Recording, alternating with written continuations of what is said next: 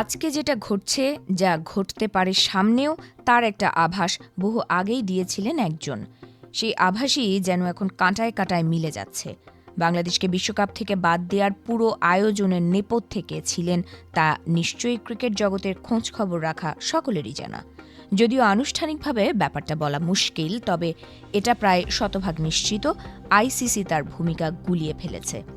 সংস্থাটি ঠিক বুঝে উঠতে পারছে না সে কি ইন্টারন্যাশনাল ক্রিকেট কাউন্সিল নাকি ইন্ডিয়ান ক্রিকেট কাউন্সিল।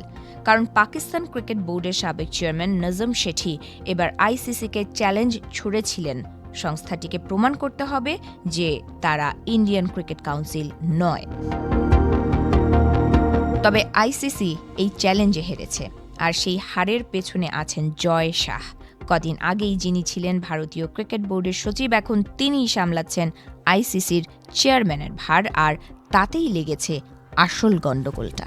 জয় শাহর প্রভাব পুষ্ট ভারতীয় ক্রিকেট বোর্ডকে দিয়ে খেলার শুরুটা করে মুস্তাফিজুর রহমানকে আইপিএল থেকে বাদ দিয়ে, আর সেই খেলার শেষ জয় শাহ নিজে করেন বাংলাদেশকে বিশ্বকাপ থেকে ছেঁটে ফেলে।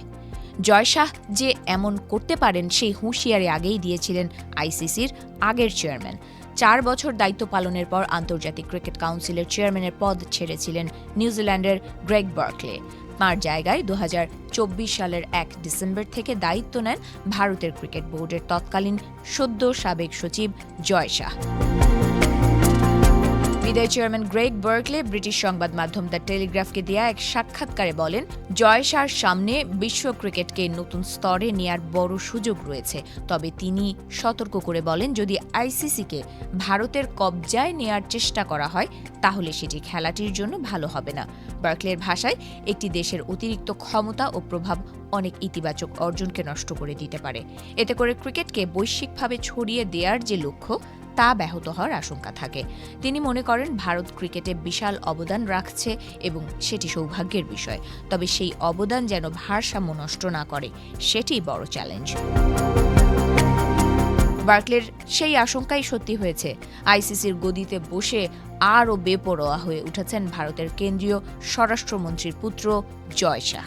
বিজেপি যেমন গোটা ভারতে একপেশে নীতি চাপিয়ে দিয়ে দেশটিকে বৈচিত্র্যহীন করার পথে হাঁটছে, তৈরি করছে বিভাজন আর আন্তঃসংঘাতের পথ, আইসিসির গদিতে জেকে আসা জয় শাহ ক্রিকেট বিশ্বকে সেই একই তরিকায় বিভক্ত করছেন। জয় শাহর এমন দাদাগিরিতে ভয়ঙ্করভাবে ক্ষতিগ্রস্ত হচ্ছে আন্তর্জাতিক ক্রিকেট। বিশ্বের অনেক বড় বড় ক্রিকেটাররাও স্বীকার করছেন, জয় শাহর নেতৃত্বাধীন আইসিসির এই নীতি ক্রিকেটের ভবিষ্যৎকেই বড় অনিশ্চয়তার মুখে ফেলে দিয়েছে।